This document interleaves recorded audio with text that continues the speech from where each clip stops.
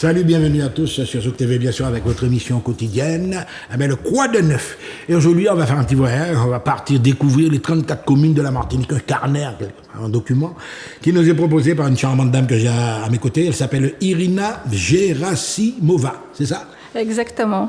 Alors c'est quand même curieux le nom, vous êtes de quelle origine vous êtes... Alors, origine de nom, ça vient de Grèce, c'est-à-dire la paix.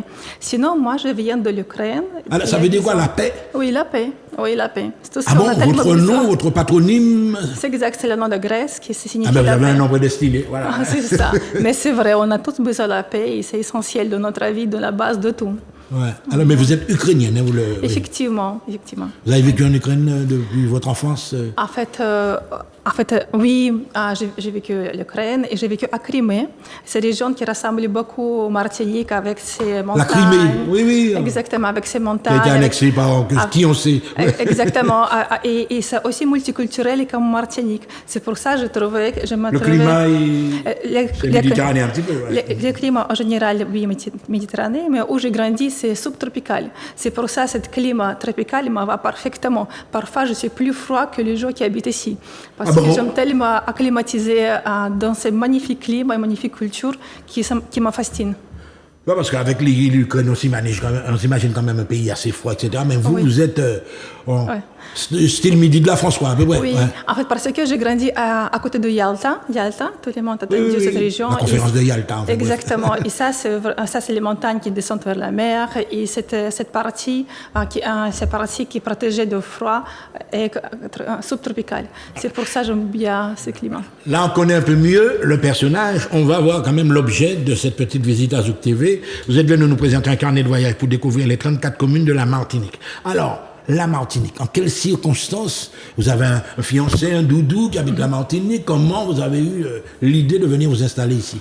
Alors, effectivement, première fois qu'on m'a parlé de Martinique, de Fort-de-France, je pensais que c'est le sud de France. Je ne savais pas que c'est Caraïbes. C'était une ville qui s'appelait comme ça, la capitale. Ouais. Voilà, comme ça, j'ai découvert Caraïbes. Et depuis 10 ans, j'habite ici.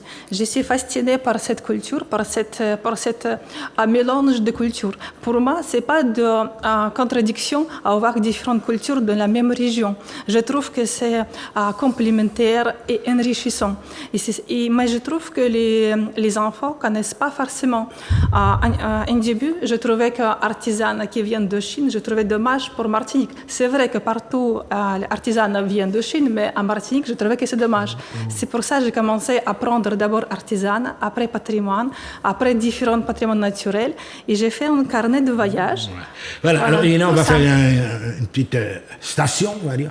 Mesdames et messieurs, vous avez compris que c'est à partir du moment où elle a constaté, par exemple, sur les étals touristiques, qu'on voit des produits qui viennent de Chine, qu'on voit un tas de trucs, donc elle a constaté que la culture n'est pas bien inscrite, mais ce sont les effets de la colonisation iranienne, c'est-à-dire que nous sommes là, mais on nous a imposé des choses et puis on nous envoie des choses. Nous sommes un pays de consommation. Moi, je pense que ce n'est pas question de colonisation, c'est question de globalisation.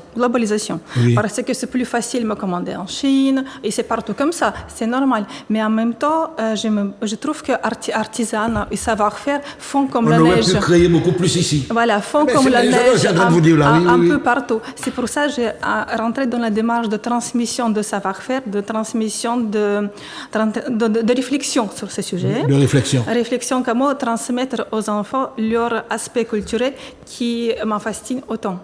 Mais c'est très important. Donc vous êtes une militante en quelque sorte, c'est pas la peine de tourner autour du pot. Passionnée. Donc culturelle qui veut nous montrer que nous sommes inscrits dans un territoire, dans un bassin où il y a des choses à développer, etc.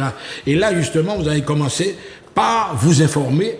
Vous m'avez dit que vous êtes allé sur le campus, vous avez suivi quelle formation vous avez suivi? Alors, dans la base, je suis graphiste, mais comme la culture ma passion, j'ai suivi les voies de mon cœur et j'ai inscrit dans la culture j'ai fait les Master 2 d'études culturelles, justement de notre campus des Antilles. Et puis, j'ai réuni ces notions de culture et graphisme pour faire les produits aux projets pédagogiques destinés d'abord aux enfants.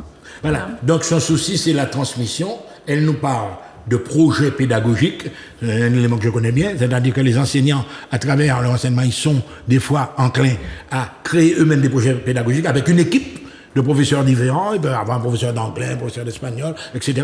Et un projet pour pouvoir globaliser plusieurs disciplines ensemble. Et dans quel établissement vous avez fait ça? Alors, depuis 2017, j'interviens dans différents établissements privés et publics pour promouvoir l'art créole, comme promouvoir l'art plastique avec matériaux naturels et culturels de cette région. Oui. C'est pour ça que j'ai vu comment les enfants réagissent. Et entre-temps, j'ai fait ce carnet, justement. C'est récent, combien de temps vous avez fait ça? En fait, j'ai fait ça depuis 2017, à peu près. Oui. Mais comme je faisais autre chose avec les enfants, j'avais pas beaucoup de temps. Mais ce carnet était présenté cette année dans la salon de livres scolaires pédagogiques à Batelière.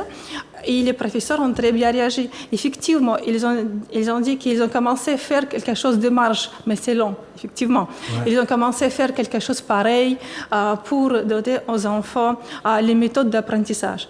Une dame, un professeur, m'a dit qu'elle a fait même à pioche, que les enfants devraient piocher les communes et aller avec la famille découvrir différents endroits. Et c'était génial. Mais Irina, par exemple, d'après ce que vous me dites, vous avez ça à plusieurs niveaux. Vous n'avez pas pensé à un certain moment à faire des jeux également avec le genre d'ouvrage que vous proposez? Oui. Mais j'ai déjà fait l'exposition sur notre projet où les projets de jeux étaient aussi exposés. Oui. Mais c'est vrai que cette culture est tellement multiple qu'on ne peut pas faire tout en même temps. Et moi, je me concentrais sur les patrimoines et artisanat. Patrimoine et artisanat. Donc, vous avez fait le constat, vous avez vu que les enfants... Mais il faut quand même s'adresser à des enfants qui maîtrisent déjà les apprentissages fondamentaux. Tu vois. Alors, par exemple, au niveau du primaire, tu ne vas pas faire ça en maternelle, tu vas faire ça au niveau du CM1, du CE2. Si. En fait, ça m'a... J'ai allé personnellement à l'école pour voir comment ça se passe, à quoi ils sont capables. Et j'ai été surpris que dès CP, il est capable de beaucoup de choses. Dès le CP? Dès le CP. Du coloriage, des choses comme ça? Non, pas seulement coloriage. Nous, on a fait même dessin animé sur la fable de La Fontaine avec matériaux naturels et culturels de région caribéenne. Et justement, CP réussit parfois mieux que CM2. En fait, ça dépend de en fait, tout ce qui est CP1 et pas forcément le collège, CP ne perd pas de jugement d'extérieur. Oui. Et à partir de ça, il n'est pas freiné par ses propres peurs. Mais là, ce qu'il faut voir justement, c'est que dans cette tranche d'enseignement, les enfants sont au stade d'éveil. C'est l'éveil. Donc, ils apprennent la lecture, ils apprennent les sons, ils apprennent à parler, etc. Est-ce que ce souci-là, à la limite, une psychomotricienne va vous expliquer ça peut-être mieux? Alors, effectivement, ces questions étaient en partie de mon étude. Et j'ai appris que jusqu'à 6 ans, les enfants découvrent tout ce qui se passe dans leur famille. Mais après, à partir de 6 ans, ils découvrent son environnement proche. Et à ce moment-là, c'est très important de ne pas rater ces périodes-là et donner aux enfants cette matériel, cette chance de réussir, de connaître son territoire, ses côtés artistiques, artisanaux. Et elle arrive à merveille. Oui, mais justement, dans la démarche que vous proposez, vous voyez, on va voir un petit peu on va commenter ça d'ailleurs. On inscrit l'enfant dans son environnement, il connaît ses communes, l'environnement proche, la famille d'abord. Il découvre sa famille, il s'inscrit dedans. 6 ans. Alors après, là, on voit une page de ce que vous nous avez emmené. Oui. Vous pouvez commenter, là, Joupa Bouillon, par exemple. Oui, en fait, ce carnet de voyage, il est fait dans le principe de carnet pour découvrir son territoire. Dès que les gens regardent ce carnet, ils pensent pour les touristes. Mais non, cette carnet a été fait pour les gens qui ont le temps. J'aimerais bien que cette carnet, un enfant ou même adulte, pourquoi pas, a sur un an et découvre différentes communes, une après l'autre. Alors, Irina, je vais justement m'arrêter sur cette image. D'accord. C'est un homme du nord, de la Martinique. La Joupa Bouillon, on voit les fameuses gorges de la Falaise, etc. On voit, etc., l'église de l'Immaculée Conception. C'est un élément touristique aussi. Ça peut être utilisé en matière de connaissances. Absolument. Moi, je n'exclus pas les touristes du tout. Moi, j'ai vu, mon objectif, c'est pédagogique, essentiellement. Voilà. J'aimerais bien que, justement, j'aime bien ce livre vienne dans les classes. Oui. Et si dans les classes, les élèves, on discute avec les professeurs sur les cascades, sur les montagnes, sur les mangroves. La géographie du pays, la montagne. Voilà. Par exemple, là, on a une autre page. On passe tout de suite, tout ça, c'est Carbet, attention, Basse-Pointe de Bellefontaine, le Carbet. Alors, le Carbet, on a par exemple, en matière de relief, les pitons du Carbet. Oui. Et je vois que vous avez une belle photo des pitons là. C'est vrai qu'à Martinique, c'est facile de prendre de belles photos parce que c'est Ah non, le paysage en lui-même, la luminosité est parfaite. Quoi, ouais. Exactement. En fait, les Caraïbes, ici, j'ai pris la liste de patrimoine inscrit et puis j'ai ajouté l'attractivité des îles pour que les enfants aient plus envie d'aller, comme le zoo, comme les mangophiles, comme donc c'est un endroits... élément à la fois touristique Ouais. et en même temps un élément d'information personnelle pour Voilà. le développement de l'enfant qui connaît son patrimoine. Quoi. Voilà, j'aimerais bien que les enfants aillent découvrir le zoo et en même temps passent par l'église, ou le Vière, ou le musée Gaga. Et puis pourquoi pas s'arrêter à bord de mer de Casse-Pilote qui est coloré et voir l'église, une des plus anciennes de la ville, de l'île. Alors lorsque vous élaborez un document comme ça, il est à la fois pédagogique, c'est bien illustré en plus, il y a de belles photos. Vous faites de belles photos aussi, vous faites vous-même ou alors vous avez des photographes? Non, cette fois-ci, j'ai fait beaucoup de photos et un peu j'ai utilisé les photos d'un ami qui fait beaucoup de randonnées avec droit d'auteur. Ouais. Alors quand vous faites un élément, vous vérifiez quand même l'exactitude de tous les renseignements que vous apportez. Ça a une recherche documentaire, même sur l'évolution des populations. Oui, mais ici, vous voyez que j'ai essentiellement mis les titres de lieux qui classés. Les titres de lieux, comme ça, je ne vais pas trop loin et pourquoi pas les enfants dans les classes faire plus de recherches sur les sujets qui les passionnent. Comme les pages sont c'est à sac de comment, il n'y a pas beaucoup de place, mais je voulais mettre maximum d'informations, de titres, donner les idées aux enfants où ils peuvent aller, qu'est-ce qu'ils peuvent découvrir, est-ce qu'ils peuvent cacher encore une ligne qu'il a vue, qu'il a visitée. Alors, il y a un élément également dont vous avez certainement qui a retenu votre attention, c'est à la fois un élément pédagogique pour des enseignants, c'est un élément ludique pour des jeux entre amis de même niveau, hein. Et puis c'est un élément familial, ça peut également aider dans le cercle familial à avoir un relationnel beaucoup plus... Oui, j'aimerais bien que l'école donne l'impulse pour les familles, aller dans les vacances, découvrir différentes destinations. Même de discuter au sein de la famille, même sur les... Discuter, c'est vrai, mais moi je veux aller plus loin, j'aimerais bien que les Martiniquais profitent plus de son île. Pour aller sur le terrain, voir les trucs. Pas seulement à la Pâques, aller à la plage, mais aller plus souvent, même presque on aurait chaque vacances par visite de la plage, visite de montagne ou visite de mangrove. Mais oui, de documents historiques, etc. Et puis, alors je ne sais pas, on n'a pas encore fini de feuilleter En Martinique, vous avez de grands événements. Nous sommes en pleine vacances, il y a des événements qui viennent des foules. Ah, vous avez flairé le coup, comme on dit. Donc, vous avez des événements comme le Tour de Yole qui permettent à travers le sport de connaître. Est-ce que vous avez pensé également à... Même dans l'ouvrage, est-ce qu'il y a des images, par exemple de voiles. Alors, il y a des bélets forcément parce que il y a cheval bois aussi, mais en fait, pour moi, c'est très important patrimoine immatériel également. Et effectivement, Yole est devenu patrimoine UNESCO. Mais évidemment. Oui. Mais pour les Yole, j'ai projet à part où on illustre avec les enfants ces différents sites de Martinique aussi classés que les gens patrimoine. Découvrent sur la mer. Oui. Et moi, comme professeur d'art plastique, j'ai un projet sur les plusieurs... J'ai vu de belles images du rocher du diamant, les anses, la pasquelle de la Caravelle. Absolument. En fait, effectivement, j'ai réuni patrimoine architectural, mais aussi naturel et immatériel pour que les enfants puissent les connaître. Mais après j'aimerais bien qu'ils vont plus loin dans les classes, qu'ils discutent sur différentes notions autour de ces lieux. Voilà, c'est ça. Mais Irina, justement, l'intérêt du travail que vous faites, c'est que ça associe plusieurs disciplines. L'histoire, bon, c'est tout à fait évident, puisqu'on a... Mais il y a également l'expression artistique. Il y a l'expression même musicale, vous m'avez parlé de Bel également. Oui. Donc c'est une espèce de synergie que vous essayez de créer entre tous les arts, une force de frappe. Quoi. Mais moi je pense que, pour moi c'est très important que la culture, je ne les sépare pas, je pense qu'il faut les réunir, c'est une partie. Par exemple, je trouve que pourquoi on fait le sport à l'école, et pourquoi pas ces 10 cours, ce ne serait pas tennis, mais ballet ou autre cours de sport traditionnel. Et ça pourrait être parfaitement inscrit dans les CM2 ou CM1 et même plus tôt. Non, mais ce que vous faites là, vous êtes en train de faire prendre conscience aux gens qu'actuellement, le principe de l'enseignement même c'est l'innovation. Il faut prendre compte de réalités existantes, de faire des produits nouveaux, comme ce que vous êtes en train de faire là. On ne va pas dire de faire un enseignement par le jeu, un enseignement ludique, mais c'est très, très, très important. Oui. Donner à l'enfant le goût Oui, de l'apprentissage.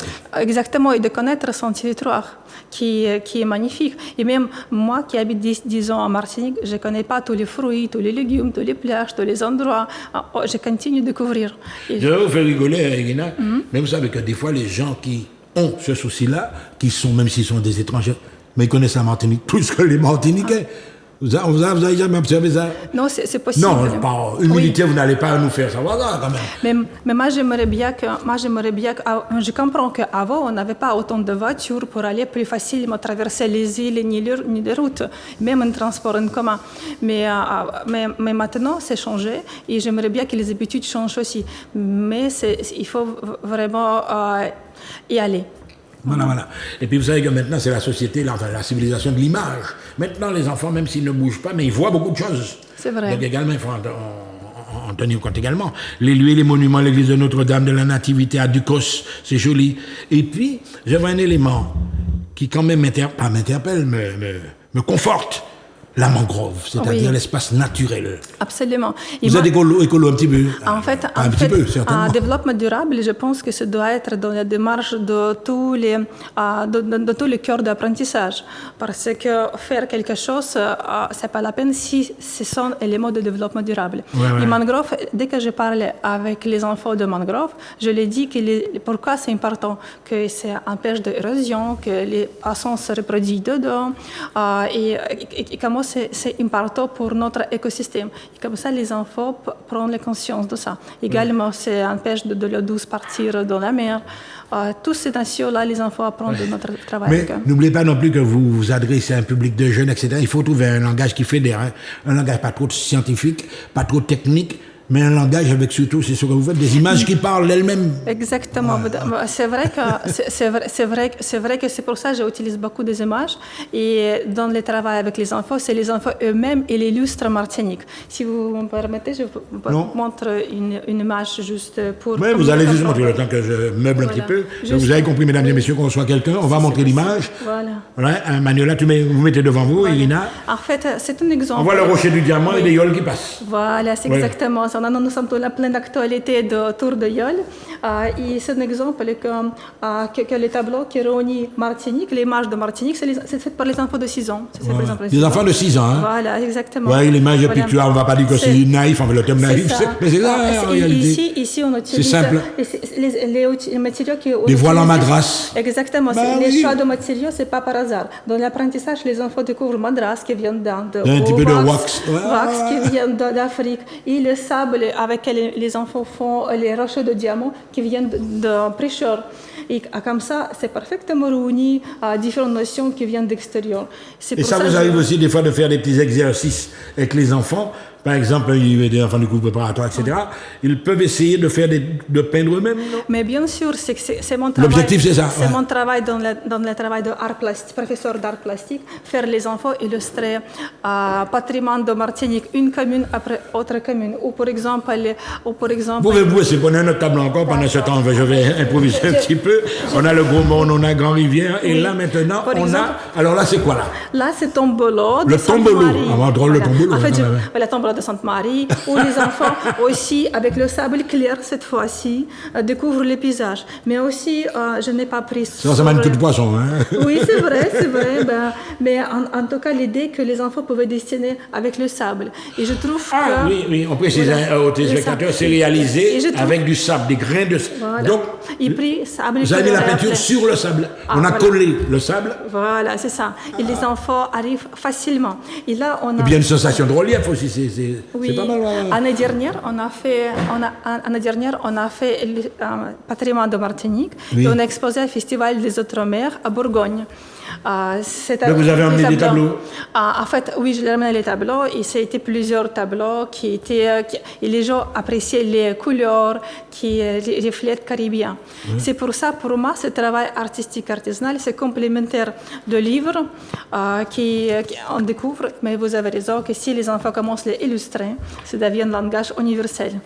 Et Parce c'est que ça on va que j'ai arriver fait dans la avec dernière ligne Acoustique. droite. Non, mais là, mesdames et messieurs, vous avez, voilà un bel exemple de personne qui n'est pas peut-être martiniquaise d'origine, mais qui réalise un travail en destination de la jeunesse martiniquaise. On va pas dire que c'est une...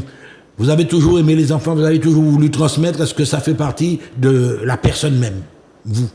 Ah, bonne question. En fait, j'ai jamais pensé travailler avec les enfants. Jamais j'ai pensé, mais j'ai vu le monde que j'ai vu qu'il n'y a pas cette transmission. J'ai l'impression d'avoir une rupture entre le savoir-faire et une nouvelle génération. C'est pour ça que je m'engage. Voilà. Et bien, dernier message, donc le bouquin, là, on peut se le procurer.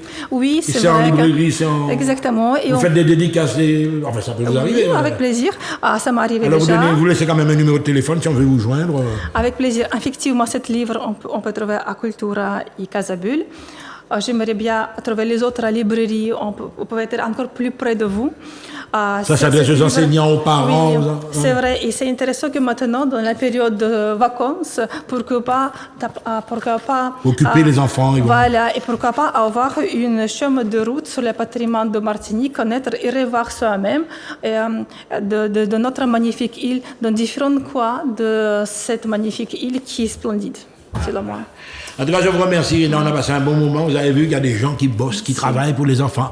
On vous souhaite de bonnes vacances à tous et à toutes. Et puis n'oubliez pas que l'île est là, le carnet de voyage pour découvrir les 34 communes de la Martinique. Merci. À très bientôt. Bon voyage, bonnes vacances.